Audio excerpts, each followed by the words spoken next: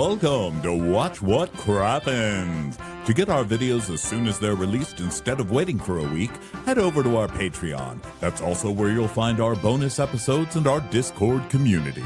We love you guys. Well, hello and welcome to Watch What Crappens, Crappy Hour Live. I'm Rhony. That's Ben over there. Hello, Banoons. Hi, Rhony. How's it going?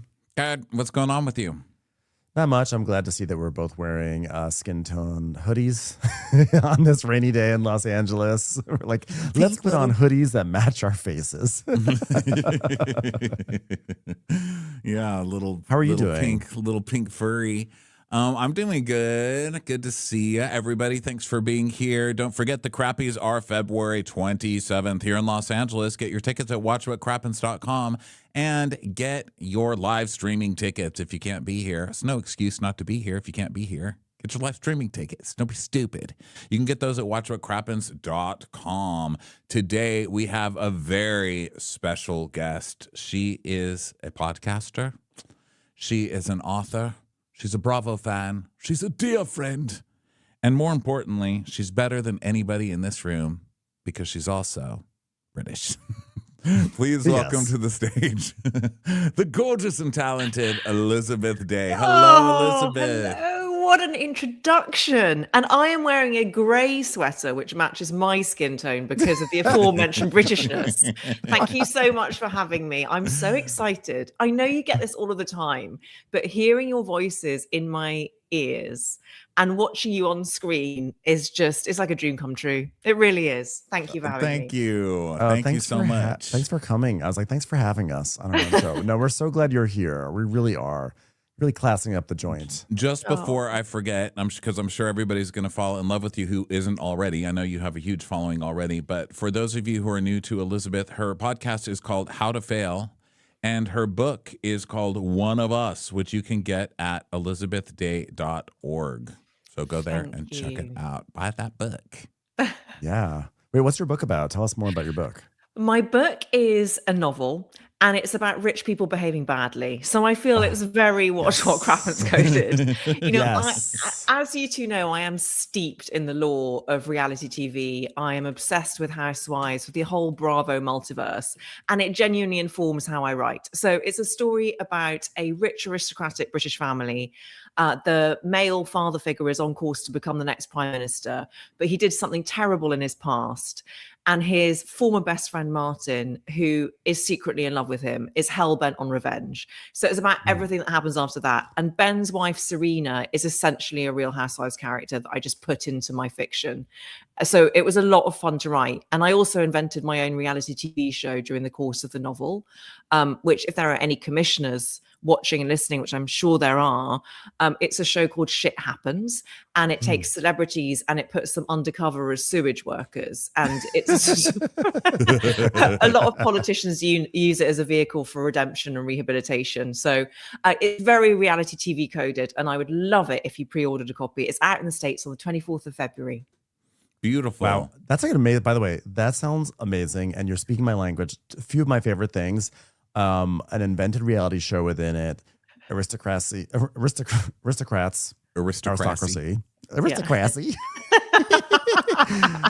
that aristocracy. You're talking to Americans now, girl. I know. Welcome to the aristocracy. And also, best friend who is secretly in love with him. Oh, I love that. Now, was Martin, the character of Martin, was he loosely based off of Martin from Real Housewives of Beverly Hills? Please say yes. Please say yes. I mean, how did you know? 100%.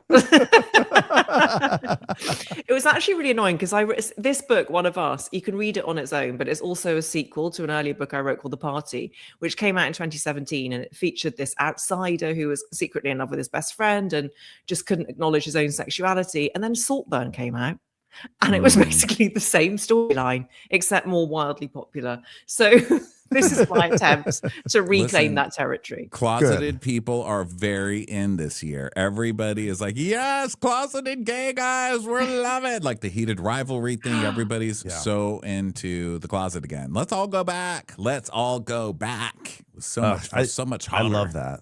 I love a closeted motif in in like a TV show or a movie or a book. Like I know it's like, no, we're past that. I'm like, that's the hottest thing for me. So I love a secretly in love really male best friend. That's funny. Did you guys love Heated Rivalry?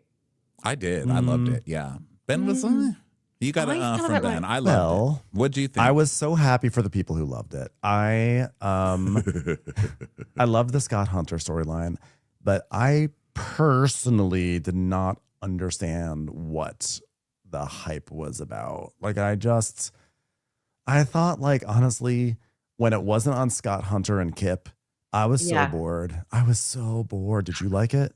I totally agree with you, Ben. I thought obviously incredibly important for representation, and the sex was hot. Like, don't get me wrong. But like beyond that, I just thought, what am I watching in terms of story and character development? And there wasn't anything other than you're so right, the Scott and Kit storyline, and there wasn't enough of that. Hot gay people, they don't need a story. They're just hot. Have you ever talked to somebody that hot who's a gay guy? They don't say much. They work out. They have protein farts. That's it. That's the story. They work out. They go to rehearsal or practice or whatever they call it. That's it. What more do you need? Let's go to hockey rehearsal. But did you hear actually that Francois Arnaud is being harassed regularly by the fandom? It's like a lot of women are harassing him. They hate him. And why? They feel, I don't know, it's some weird parasocial thing going on where he's getting death threats like every single day. They don't like that he either, I don't know, did he miss an event or whatever? Like when he's like near Connor's story, they get mad. And like he is being harassed like crazy. And I'm like, stop that. Are you sure it's not just Kelly Dodd? Are you sure it's not just Kelly Dodd not liking the show or something? Because she's all over the Bravo news harassing some doctor again, just going crazy on people. But let's talk about some Bravo stuff, guys, because we have all had time to let our boners go down from Heated Rivalry. Love it or hate it, we all had a boner. Yes. So let's just let that one go. But something else that kind of happened in the past, what seems like forever ago to us, because we only do Crappy Hour 2 times a month. So we kind of missed this as far as a fresh story, but it was a good one. And that was the reaction to Bad Bunny at the Super Bowl. Wow, leave it up to the housewives to just cancel themselves one by one. We had Jill Zarin, I think, made the biggest misstep of all when she came on to her, I guess, Instagram or TikTok or whatever, and made a video like, oh my God, did you watch that show? Not one white person in the entire thing, and he's grabbing his wiener. Like, what am I supposed to do with that? I mean, I don't even know. Whether people twerking, where's the white people? Swift backlash, and immediately got fired from her new Housewives spinoff show on E! What Say You? Yeah, how do you feel about that, Elizabeth? And I'm so interested to hear what you have to say as someone who's not living in America and how this must feel. The lack of any self-awareness from Jill, I shouldn't find it surprising, and yet I do find it so shocking that someone can repeatedly be showed the truth of who they are, and the truth of who they are has lost them jobs that they have mourned the loss of, and yet still she cannot hide her true colors. It was wild the way she gets in her own way so much, and I find it astonishing watching it all from this side of the pond. The idea that Bad Bunny was making a political statement when the overarching theme was love triumphs over hate. Like, if that is a political statement in this world, which it is, and that's the saddest thing of all, I would have just thought that's a statement of fact. So yeah, I thought, well done, E, for acting so swiftly. But the thing that I could not get enough of was the Reddit thread written by her step-grandson. Oh, yes. Now, you know that Jill is thirsty. She's a thirsty person and, of course, has thirsty stock. So her kid, her step-grandson came out, and I loved him. Now, that's my favorite kind of thirst, which is like, I've always hated this lady, and now I get to screw her over on Reddit. And he took that moment, and he ran with it. So for those of you who didn't read, her step-grandson went on to Reddit, and, well, first they posted on Jill Zarin Fabrics a picture of Jill with a big X through her face, and it was like, we don't stand behind Jill's racism, and for those of you wondering, she has not been part of this company for years. She's out of here. We hate that bee. And so first there was that, then there was the Reddit thread where he's like, ask me anything, bitches, and went to town on Jill. He said that they call her Jill Shapiro because his mother is also called Jill Zarin, and they wanted there to be distinction because she was so vile and disliked by the entire family. And the only nice thing that she ever did for him, according to him, was give him some Pokemon cards. And then he also revealed that whole thing about the Bravo cameras at Bobby's funeral, that she did actually invite them, which obviously has been, of course. So that was all compelling. I mean, give that guy a spin-off show instantly. Yeah, that was pretty good. Sorry, I'm just going to add to it. They've just been waiting for like 12 years and being really nice and biting his tongue. And like, you know what? They probably never liked her. She came in and they just probably always hated her. But they were like, we'll take the high road. And now they're like, fuck it. We don't care anymore. I'm going to say everything. We all hate her. We've all always hated her. And we're not going to let her tarnish the brand of this fabric store that's been around for like 120 years. Yeah, basically, he was saying that there was some wonky stuff with the will, and that they believe that she had the will changed right before Bobby died when he was really sick. And he said that when Bobby started dating Jill, that Bobby said, that the friend who hooked them up said, "Oh, I didn't expect him to date her. I just wanted him to get a blowjob." And I mean, it was bad. This Reddit thread was bad. And I think there were like 3. I think he just kept coming back. He's like, okay, I'm done for my lunch hour, doing another Reddit Ask Me Anything. It's like, wow, he's really going for it, this one. He also revealed that one of the nicest celebrity clients of Zarin Fabrics was Parker Posey, which I liked. Yes. I hear Zarin Fabrics is amazing, by the way. I hear it's an amazing store to go into if you're in the market for fabrics. And it's like, it really is kind of like a landmark there in Manhattan. Yeah, the Zarin Fabrics. So that was the Jill thing. There was also a Bethany post. So Bethany came out and she was doing her makeup, as she does, because she's an influencer, guys. I hope everybody did their makeup that day. And she was influencing people to do makeup. So she was putting on makeup and she was saying like, "Oh my God, when does it go too far? Like the politics. Like you shouldn't do that in entertainment. Like you're paid to entertain. We're not here for your politics. But what do you guys think? Because I'll tell you this, Regis and Mark, you can't do that. They won't let you talk." I was like, Regis and what's it? Is that Mark? She said on Mark and Kelly. Mark and Kelly, yeah. Mark and Kelly, you can't do that. Okay, they say no politics. Like, what is that? How are you comparing that to this? And so she said, "All right, I'll leave it up to you guys. Give me your opinions or whatever." And then she started getting hammered in the comments right away. So she took that video down, not realizing people immediately record that with their phone to use against you later. The internet is forever, ma'am. And then came out with another one immediately after. It was like, "Oh my God, I love Bad Bunny. Huge fan of Bad Bunny." Yeah, because the first video was essentially engagement bait, where she was like doing actually a surprisingly un-Bethany thing, which is not really taking a stand, just alluding to the fact that she didn't approve of the halftime show, but she didn't want to actually say, "I don't approve of this." So she's like, where's the line? Where's the line between politics and not? Which is just crazy because, I feel like Bethany, she has this charity that's like built off of, helping Puerto Rico. So that's an inherently political charity if you think about it. Because I mean, one could say everything we do is political, right? So she has this, so she's happy to go on to Real Housewives of New York and promote her charity. And by the way, good. That was a good moment. But then like Bad Bunny does it, and suddenly she's one of these people that's like, what? Like, why aren't you just being entertaining? Be entertaining for us. So she gets hit by everyone. So she comes out with this video. Elizabeth, did you see this video, Bethany's reaction after people were like, "What the fuck, Bethany?" and like how she responded? Was this the one where she said, "No one has done more for Puerto Rico than I have"? She said that in a comment to someone. They said, like, "How could you do this to Puerto Rico?" She's like, "No one's done more for Puerto Rico than me. That's it. I threw gift cards at their head. Like, what do you want from me?" I throw gift cards at their head. No, I didn't see the next. I didn't see the response video.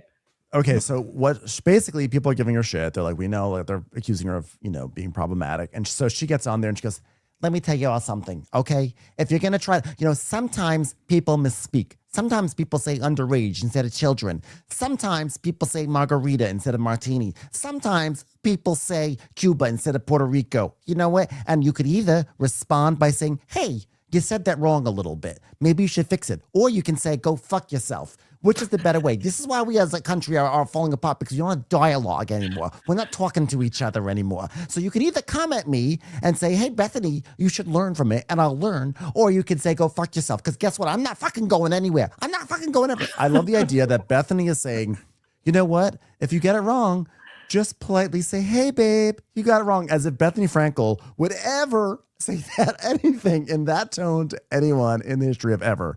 It's just so ridiculous that she's pulling that card. Did she actually say, sometimes you say underage and you mean children? Yes. That's got extraordinary. Or maybe it was the other way around. Given the Epstein files. Especially wow. where we're at right now. You know what I mean? My God, she's just such a dope.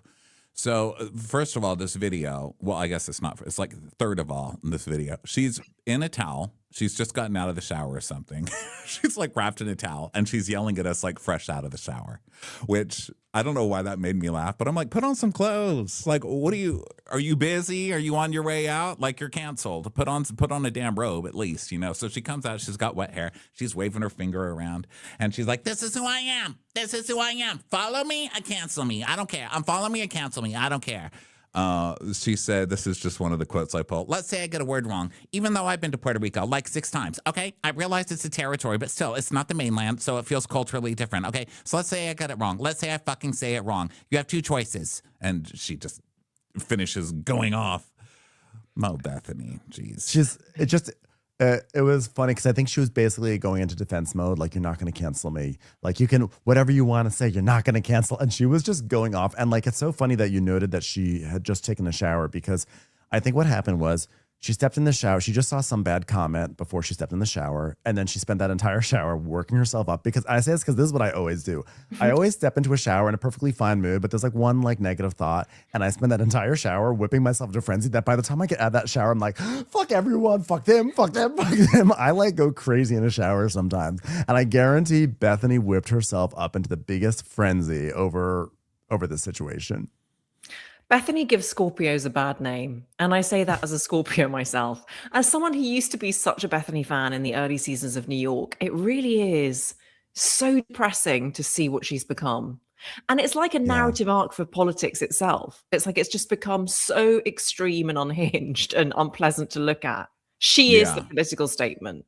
Yeah, she is. She's like, it's sad. Her journey is almost sadder than Jill's. Jill's is more predictable. Jill's just sort of, you know, Jill's just Jill, and like she's whatever, and she sort of moves down to Florida and she just sort of becomes a Palm Beach person. But then Bethany seemed like she was always aware. She was the Greek chorus on the show. She seemed to be hip. She's very smart. She would make fun of people like Jill. And Bethany has just become so unhinged over the past few years. I think that like she's just suffered major trauma. I think the divorce, I think everything, like, you know, Dennis passing, I think she's just suffered so much shit that like it's just all catching up to her, and she's just going off the deep end now. Like she's just lost the thread. I mean, I won't give it to her that she suffered so much and that's why she's going off I just won't give her that. Like, she doesn't get that. She's had one of the luckiest, most blessed lives of most of the people that we've seen on these shows. So I'm not going to give her like oh, poor Bethany, you know. No, I think that a lot of it is that she's of the age where she, like us, you know, we were not born with internet and we're not used to instant feedback. And especially someone who was a huge star before social media really took off. I mean, Real Housewives of New York came out at a time where you just didn't go online and read tens of pages of Reddit threads a day about yourself, having an opinion on everything you do. And she was used to being the loudest mouth in the room for a long time. And that's how she won every argument, which, like you said, is what we see in politics a lot right now, which is like the loudest voice wins. The one who doesn't shut up always wins. And I think she won that way. But guess who's louder? The internet. Okay. No one is going to shout and be ruder than the internet. And she just can't beat it, you know, and she's always trying to have an argument with the internet, and you're just not going to win. But it's also like we're witnessing in real time how people who were once like cool and connected and seem to have like an idea of like, you know, whoa, those other people are crazy.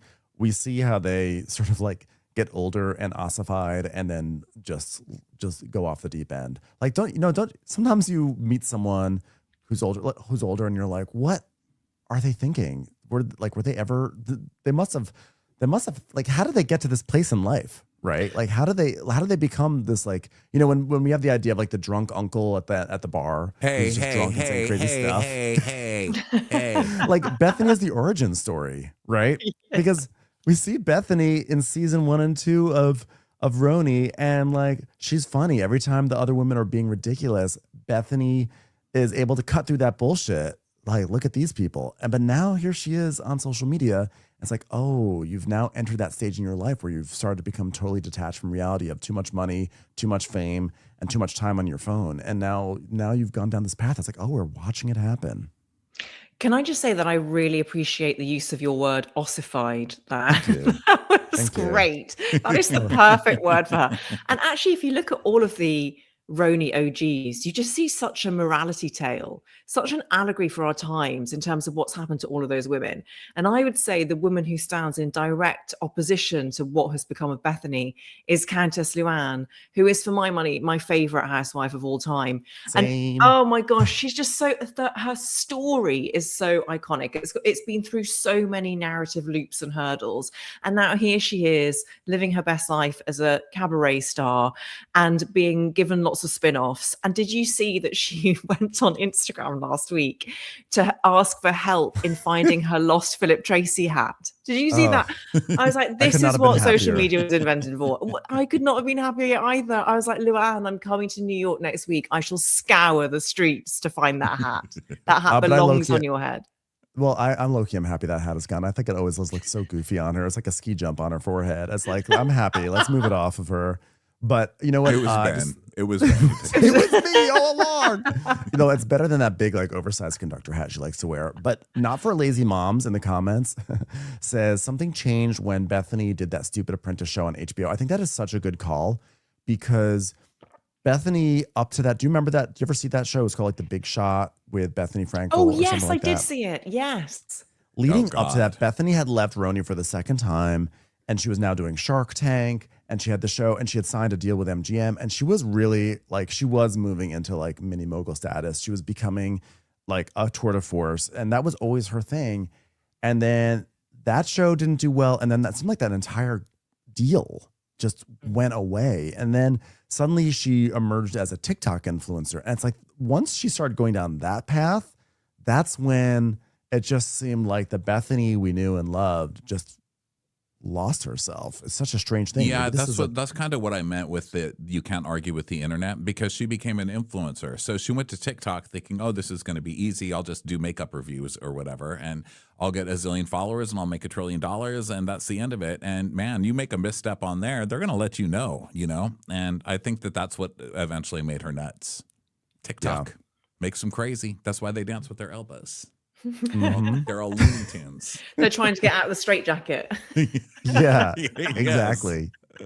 I was gonna say my last comment was that I always bring up that one time I went on to Bethany's like YouTube, and she just had a video on there that was like, here's everything I hated about France. And I was like, this just sums up Bethany, like this beautiful country that has like these most amazing cities with so many elements. And sure, yes, I'm sure there's issues in France, but Bethany goes to France and is like, okay, I'm gonna make a video, an hour-long video about everything I didn't like in France. Everything was just her being like, you know what? I don't really like this rental car. I don't like it. What are these stations? They're in French, and they're like, what am I supposed to listen to? I don't like this. Put this on the list. It was so Bethany. Here's what I don't like about France. Cheese, disgusting, makes you fat, bloats you. Why would you do that? That's why they hate us.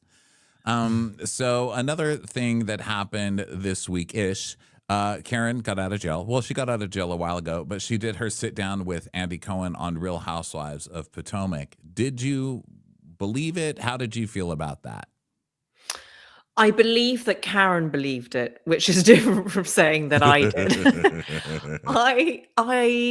I found it an astonishing piece of television. I think the bit where we saw the most emotion was that bit where they filmed her coming out of jail and into the back of the car. And there was a few seconds, it was almost as if she was forgetting that she was being filmed. And I feel like you saw all of these emotions flicker across her face. And then she gathered herself together. And then she did her grand dame act of like winding down the window and waving to fans. And the interview with Andy, I thought it was interesting how much respect and affection there clearly is between the two of them. The fact that he'd sent her a letter and sprayed it with La Dame perfume. And I think he did a good job interviewing her, but she was just going to wriggle out of accountability any which way she could.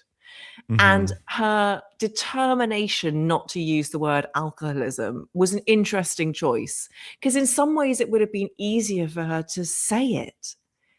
And that she deliberately chose not to, and chose to blame a heady concoction of prescription meds and maybe having one too many drinks. I mean, this is someone who had 4 DUIs and ended up in jail. And I think at a certain point you have to put your hands up and say, okay, fine, I do have a problem. And there were so many things that didn't add up. Like, she was saying that she was leading AA meetings inside for younger women. And then Andy was like, but why were you leading them when you don't appear to have done the 12-step program yourself? Yeah. Like, is there no training in AA? No. Is that just something that we can all do? Like, you just get up there and lead a meeting? I have to say, though, I went to BravoCon for the first time ever, as you know. I know. I got to finally see you at an elevator. It was I great. know. Great time, I missed you entirely. I miss you entirely. I miss you entirely too. And I'd underestimated how vast Vegas is. It was just so tiring to try and get anywhere.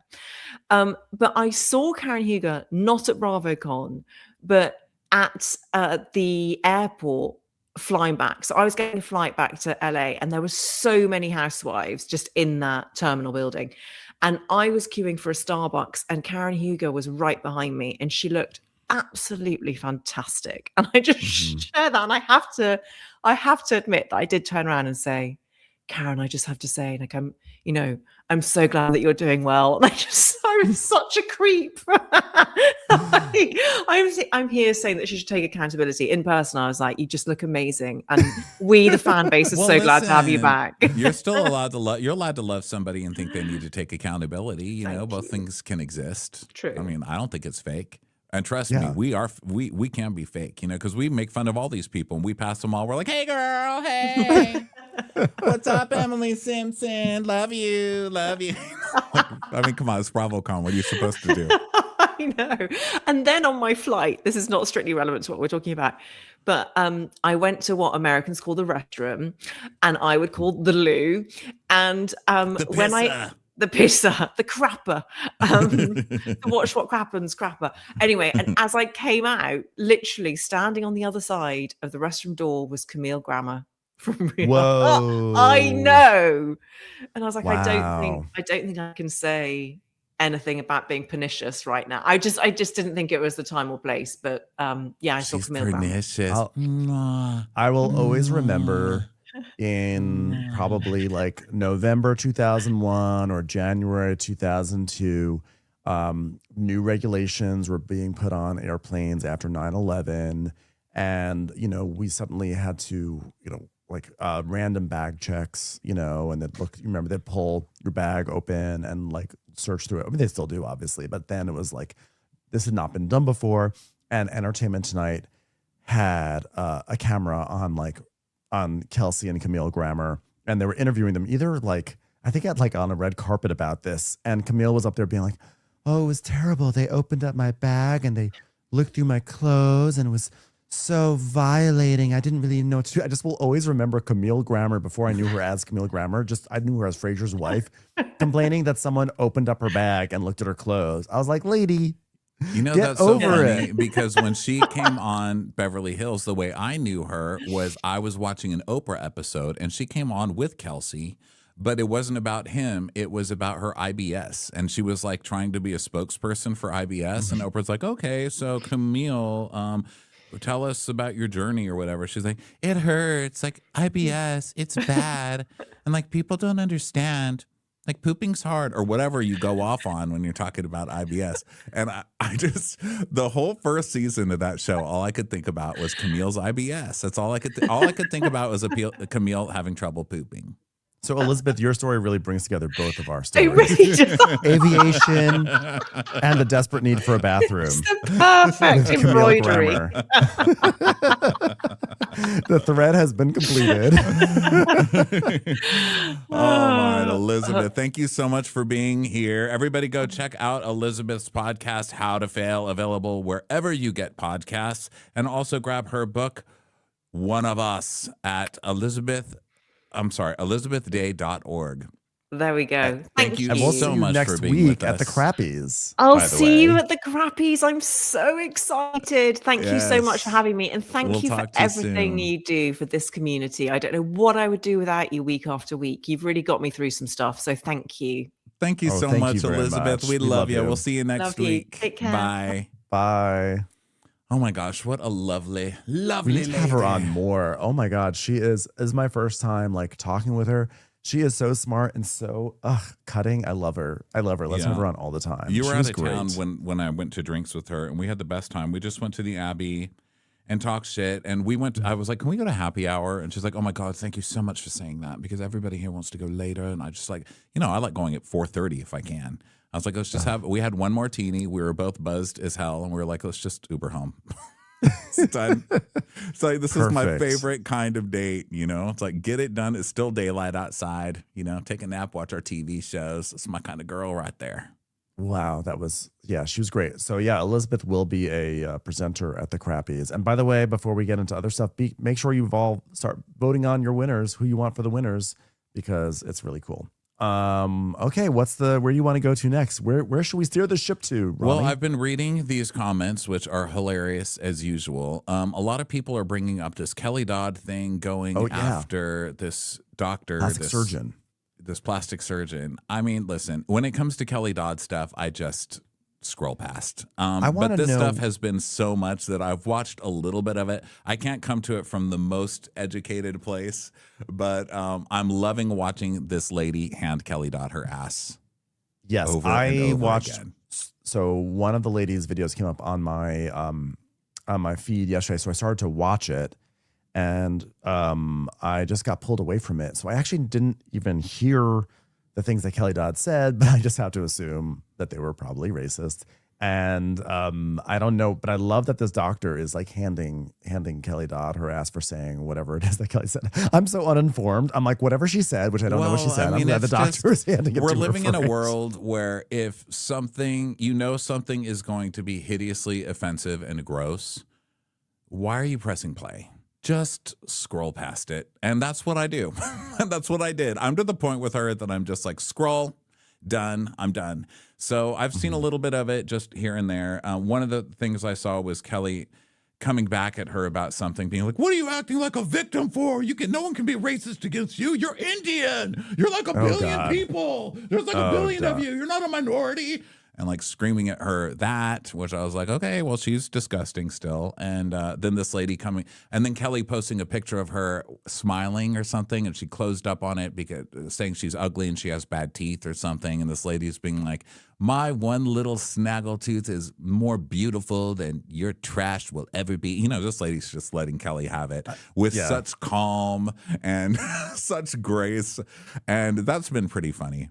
Yeah, I saw the doctor said, I understand that Kelly doesn't like plastic surgeons, which makes sense because most people who have had bad work done also don't like plastic surgeons, which was a funny read. But yeah, I've definitely seen that is something that is building up, and fun times on that front.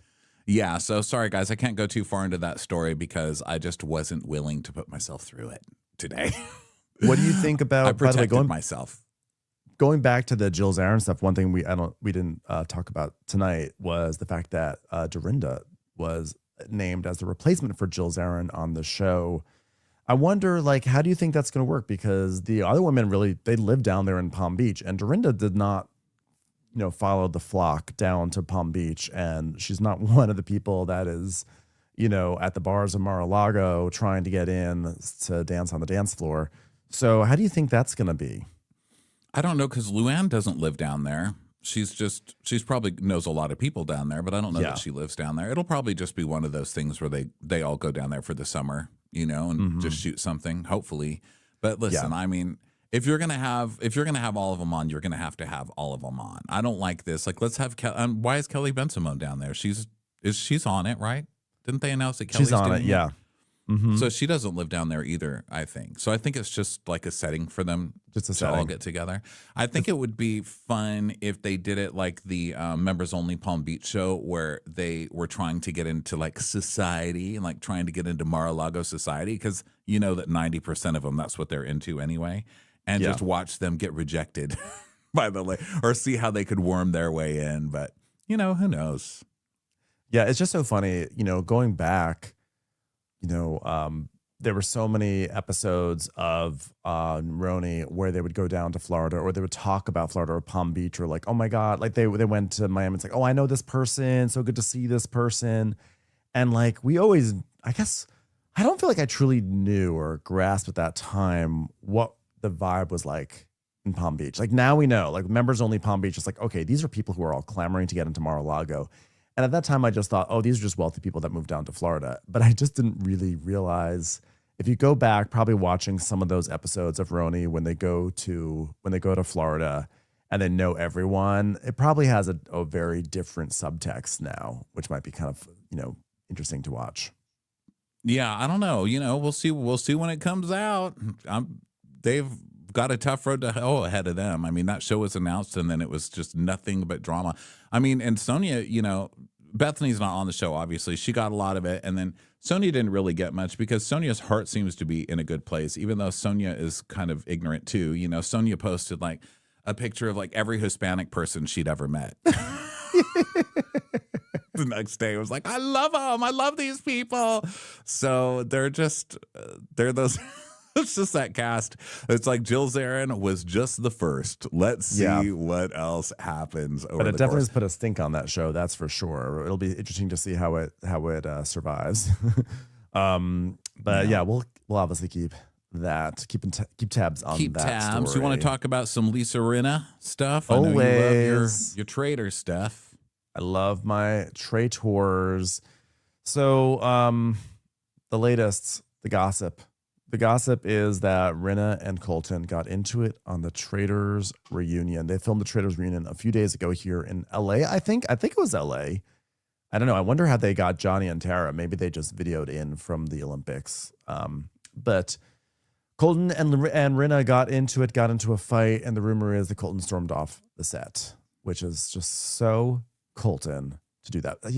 Specifically, he stormed off the set because Rinna was questioning his use of the phrase, I'm going to hold Rinna hostage, given the larger context of Colton and his life and his crimes. So being a fucking stalker. Yeah. So I'm like really excited to see this. I hope Rinna just tears right into him.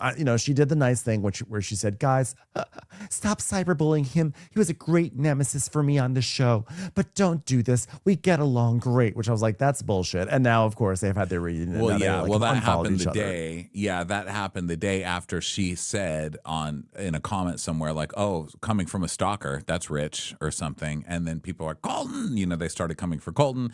And then the network put out a statement like, please don't bully the people from our cast, guys. They come on the show and they don't come here to be bullied. Bullying's bad. And then she came on. She's like, guys, please stop bullying Colton. So I think that was all. I don't think that was really from the heart that day. Yeah. So Lisa Rinna has come out with a new book that reveals Bravo fined her huge amounts for unleashing impulsive opinions on Instagram. So she's supposedly got a tell-all coming out of Real Housewives of Beverly Hills, and it's called You Better Believe I'm Gonna Talk About It. It's a long title. Well, I feel like it should be called Own It, right? You better believe I'm gonna talk about it. So she is really she seems to have such a complicated relationship with the housewives, because it was a very negative experience for her, and she left really upset and really angry. Like, she did not like that Andy published her personal text to him in his book. And yet she's very much circling this area of being a housewife. It's like that. It's, I kind of don't want her to be mad at the Housewives anymore. I kind of want to welcome her back I want her to be back in the fold. I'm not going to lie. That's just basically what I'm getting to. It's like, stop being mad. It's part of your life. Just truly own it. She can't though. And maybe that's why she didn't call it Own It. Because it is a good name for a book. I mean, if you see a book there and it's like, own it, own me, buy me, it's good messaging for a book. But she went on a show. She went on a ton of shows. She did a huge press tour after her stint on Traitors, and she was being asked all the Housewives questions, and she still really didn't own up to anything. Everything was everybody else's fault, and the Munchausen thing was all Lisa Vanderpump and Kyle's fault. I thought it was interesting that she came for Kyle a little bit because that was a changed tune. But she doesn't own anything. But that said, she was still very entertaining on the Traitors. So maybe if we can get her in that way somehow on some kind of show that doesn't make her absolutely cuckoo to be part of, Yeah. Yeah, I would like welcome that. back in my house, Lisa Rinna. Yeah, we were all so happy to have her back. Like, I think it was just, there was a groundswell of enthusiasm to see Lisa Rinna, and that's what's so funny about these shows, that some of these housewives just flame out spectacularly on TV. And you're like, never again, get them off, go, good riddance. And then you see them in a different context and it's been a few years and you're like, oh, I did love you. I want you back in my life. It's such a strange relationship. It is like being in a relationship with someone and you're like, get the hell out of my house. I never want to smell you even again. I had to wash my sheets 5 times. I don't even want your scent around me. And then you see them a couple years later and you're like, oh my God, that was so fun. And then you fuck them again. And you're like, oh my God, what did I do? Yeah. And that was me kind of listening to the podcast. I was like, oh, nah, you're the same. You're still the same. I went back and I washed my sheets again. I think that Rinna is just uncomfortable, I think, ultimately being the villain. I think she pretended like she really loved it. She's like, I'm the villain. Isn't this amazing? Yeah, I'm a badass. I'm like Erica Jane. I'm going to give everyone the finger. But I think actually at her heart, like at her core, I don't think she likes being the villain. I think she likes being loved and accepted. And I think it was just a very uneasy thing for her to deal with. Okay, so let's go over to something everybody's talking about, and that's Miss Bronwyn Newport. Ooh, she's all the rage. Yes. So Bronwyn got a separation from Todd. She's been dating this dude named Brandon Good, who's a model, and he's fine. He's fine. I mean, this is a good-looking man. He's a friend of Christian Siriano. So of course people are like, is this just a pay to play relationship or is this just fake? Because she still is also kind of talking like maybe she could work things out with Todd. And what do you think? Of course, I'm cynical. So of course I'm like, that's fake. That's probably fake. But listen, even if it's just a little tryst or you're just making out with him for the magazines, do it. He's hot. You deserve it. You can get on my nerves on Housewives, but you go get you some Brandon Good. Okay, you've got my support, ma'am. Yeah, 100%. Bronwyn is living her best life right now. She's banging this guy, Brandon Good. She's hanging out with Rihanna. There was that video of Rihanna and Bronwyn sort of like emerging from New York Fashion Week. She's hanging out with Paige DeSorbo, front row at Fashion Week. So Bronwyn is like living an exciting life, which is so funny because it was Lisa Barlow who's like, I live a very different life from you guys. I hang out with Ben and Blake. But like it's Bronwyn who is living a way different life than the Salt Lake City women. It's like, it's kind of hilarious. I'm totally in support of this. I want her to be with this hot guy, like do it, get all the hot dick. Although it's kind of making me feel like, I don't know, like he's sort of, this whole thing, like it sort of makes me think of the model who woos Jennifer Coolidge in The White Lotus. I'm like, is Bronwyn going to be okay? Yeah. Don't go on any yachts. Yeah, I don't know. Yeah, a model who hangs out with Christian Siriano. And I know her big thing with Christian Siriano, and she says it still in like every interview. Someone said, oh, you're the new Jen Shaw. She said, I'm nothing like her. For one thing, I pay for every single one of my dresses. Like that's one of her things. Like I pay Christian for every ounce of fabric that he uses. I pay. Which is such a weird brag because I think kind of the brag is supposed to be you're so famous that no one ever asks you to pay. But anyway, so yeah, he's like some model that hangs around Christian Siriano. And yeah, I feel like maybe he's planning on stealing, but Todd's not that stupid. I mean, I don't think Todd's gonna lay enough money around there for some model to come steal. But I don't know. He's up on the screen now for anybody who's watching this. That man is very cute. Steal He is whatever hot. you want. I'll leave my pockets unzipped. I want to know, what do they talk about though? Like, what do they talk about? What do you talk about with a hot male model? I hope they don't talk at all, honestly, for her. I hope that her mouth is full the entire time. So then we go over here to this other article from Reality Blue. Bronwyn Newport's best boyfriend, Brandon Good's past photo shoot with Luann de Lesseps resurfaces. So, you know, he's been around. He did a Playgirl shoot with Luann in August of 2025. Here, let me show that. He's making his rounds. Screen again. Luann. So yeah, he seems to kind of be around all of these women in some way. He's kind of in this world. So yeah, I don't trust him, but he's fine. Yeah. He's the Harry Dubin of models. I am curious to know, like, is he going to be one of these people that goes from housewife to housewife? And if he is, who will be the next housewife he winds up with? You know, I don't know. Whoever's rich and divorcing. I mean, I guess. I think so. It'll be some bizarre thing, like one of the women from Rhode Island, or like Ash. I bet Ashley Darby is so mad that she missed this boat. She's stuck making out with Ralph from Love Hotel. You know. Yeah. Ralph. Yeah. All right. Well, we need to end the talkie version of this episode and start chatting with you, the audience, on video chat. So we'll put a link in the comments for you guys to come on. And everybody who's just listening to this, thanks so much for being here. We'll talk to you actually sooner than a couple of weeks. We will have another episode out next week because we will be doing Crappy Hour at the South Beach Food and Wine Festival in Florida on the 21st at 2:15 p.m. on the podcast stage over there. So I hope to see some of you Floridians out there. And everybody else, we will see you soon. Bye. Bye.